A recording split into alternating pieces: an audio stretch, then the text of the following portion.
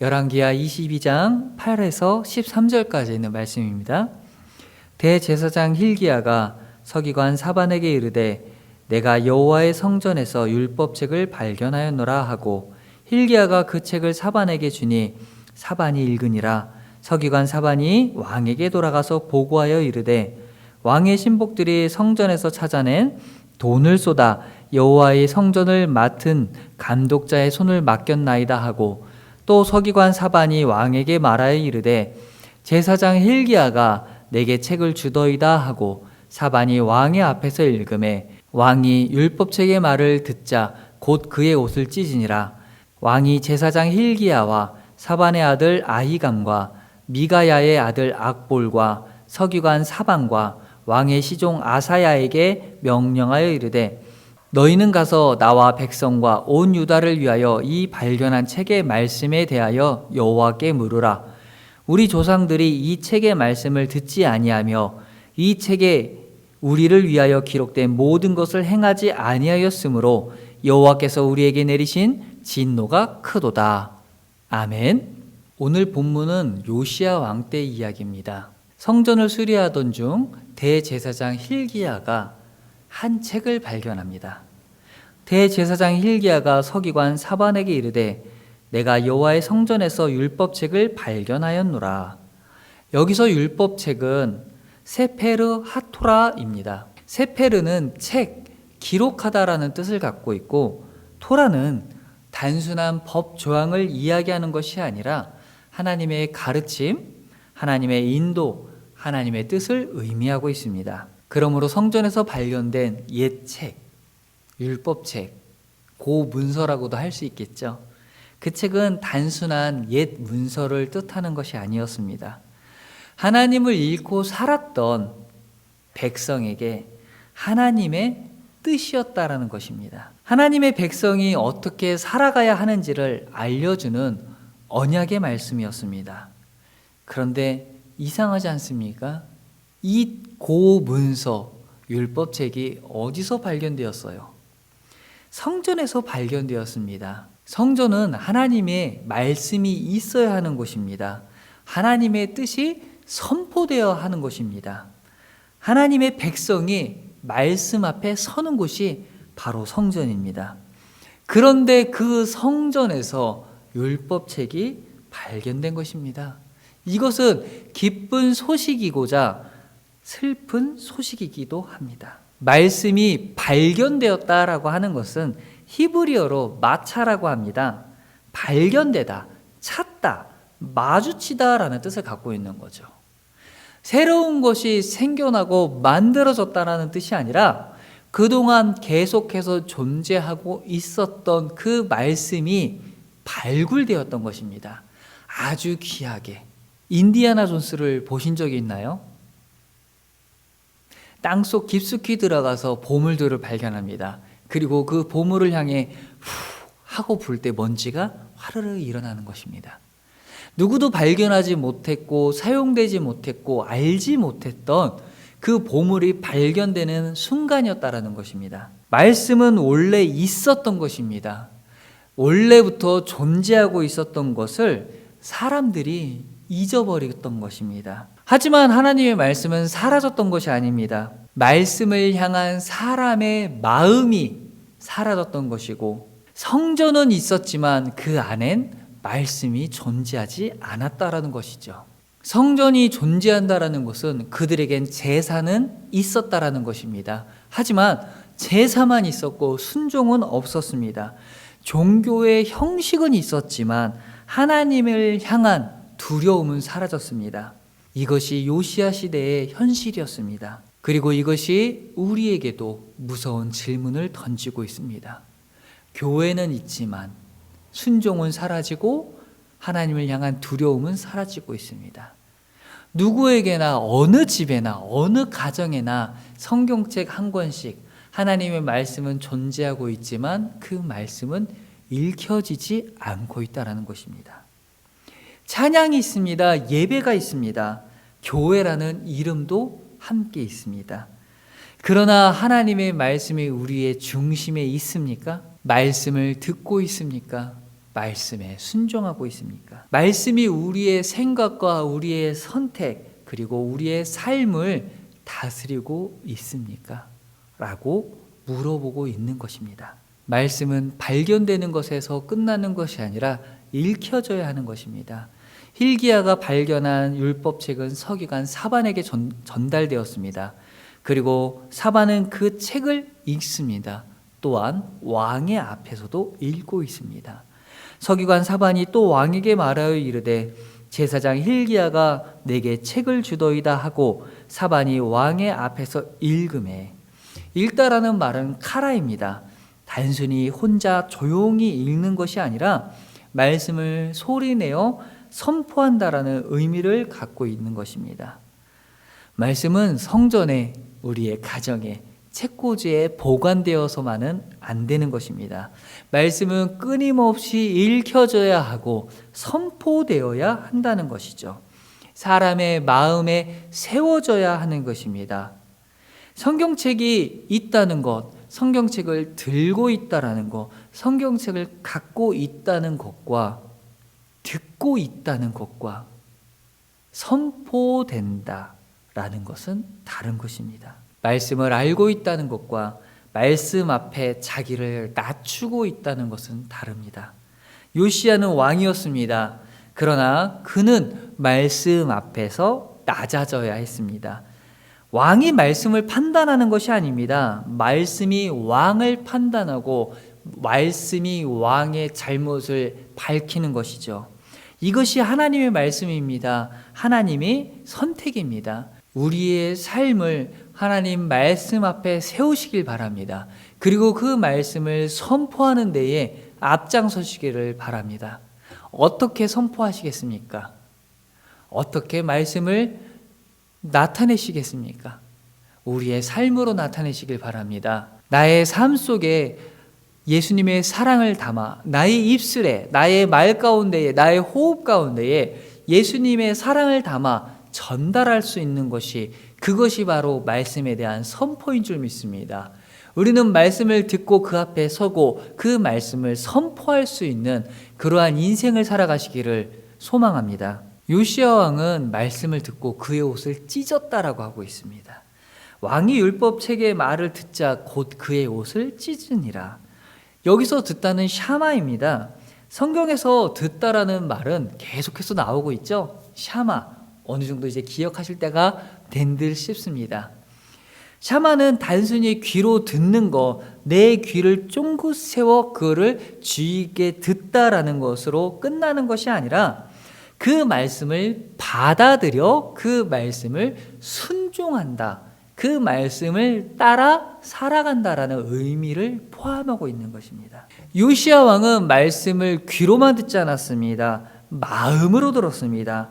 그래서 그는 옷을 찢었습니다. 옷을 찢는다는 것은 깊은 회개와 슬픔, 두려움을 포함하고 있습니다. 우리는 화가 날 때 옷을 찢지 않습니까? 화나서 옷을 찢었다기보다는 요시야 왕은 두려움과 슬픔, 괴로움을 마음속에 담고 있었다는 것이죠. 요시야 왕의 행동을 보면 좋은 말씀이야, 은혜스러운 말씀이구나, 옛날 우리의 선조들은 이런 말씀을 듣고 살았구나라고 끝내는 것이 아닙니다. 이 말씀은 백성들이 들어야 하는 말씀이구나, 이 말씀 가운데 보니 우리의 조상들의 문제가 많았구나라고 깨달을 수 있었다는 거죠. 그렇다고 남을 향해서 핑계를 대지 않게 바랍니다. 그저 이 말씀을 통해서 내 삶이 회개와 슬픔 또한 하나님 앞에서의 두려움을 느끼시길 바랍니다. 요시야 왕은 책임을 돌리지 않았습니다. 그는 변화하길 원했습니다. 내가 들은 이 말씀 앞에서 그는 제일 먼저 옷을 찢고 하나님 앞에 나아가고자 소망했다라는 것이죠. 요시야 왕은 옷을 찢었습니다. 하지만 유다 백성, 그가 다스리고 있던 모든 백성들이 옷을 찢었다는 것은 아닙니다. 요엘 2장 13절은 말하고 있습니다.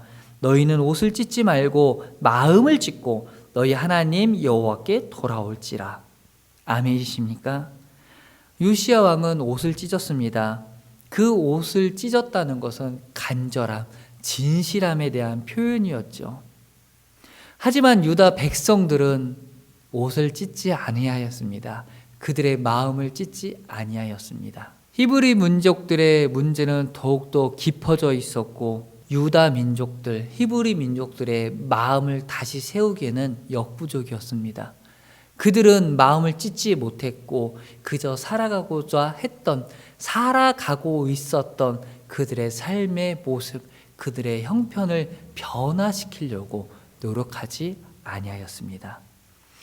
유다 왕 요시야 왕은 히브리 민족들 중에 그나마 괜찮은 왕이라 불리우곤 있지만 그 왕이 그들의 백성 모든 자들의 마음을 변화시킬 수는 없었던 것이었습니다. 요시야 왕은 대대적으로 종교 개혁을 실행해 나갑니다.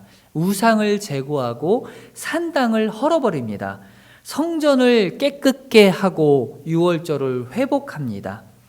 겉으로 보면은 굉장히 놀라운 회복입니다.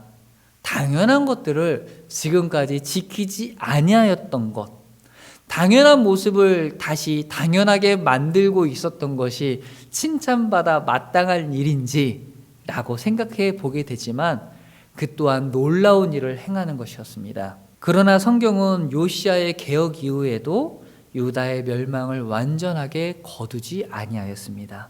왜 그랬을까요? 이 히브리 민족들, 유다의 민족들은 그 죄가 너무 깊었기 때문입니다. 므낫세 왕, 또 다른 왕, 그 위에 있던 수많은 선조들의 왕 때부터 시작된 그들의 죄들을 깨끗하게 씻어내지를 못했다라는 것이죠. 요시야는 말씀 앞에 회개하였지만 나라 전체의 죄의 뿌리를 뽑아내지는 못했던 거죠. 제도는 바뀌었지만 마음은 바뀌지 않아야 했던 거예요. 그들은 눈앞에 보이는 우상이 좋았던 거예요.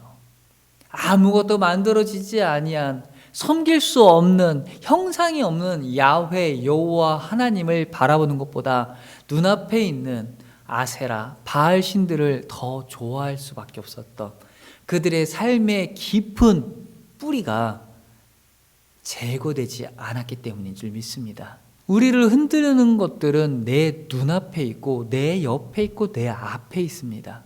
하나님은 우리와 함께 하신다. 우리의 마음속에 존재하신다. 내 오른쪽에 왼쪽에 위에도 아래에도 땅속에도 모든 곳에 계신다 하더라도 실질적으로 내 눈에 보이는 것들, 내 눈에 나타나는 것들을 찾을 수밖에 없는 건 인간의 욕심인 것 같아요.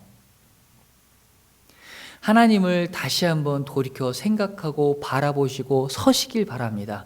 하나님을 찾아보시길 바랍니다. 그리고 요시야 왕 혼자만의 개혁이었습니다. 요시야 왕 혼자 노력했던 것이죠.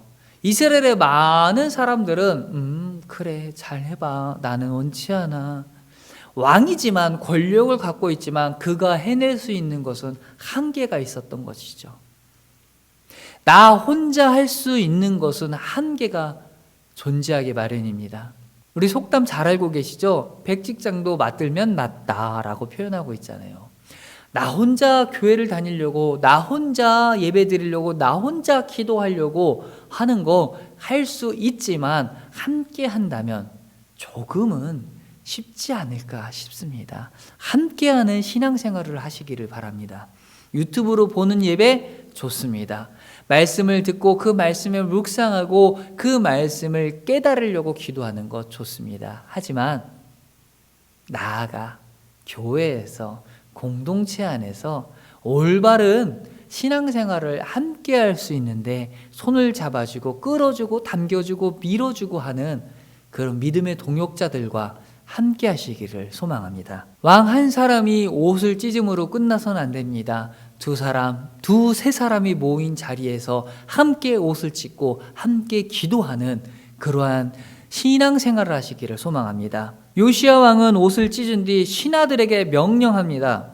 너희는 가서 나와 백성과 온 유다를 위하여 이 발견한 책의 말씀에 대하여 여호와께 물으라. 묻다라는 말씀은 다라쉬라고 합니다.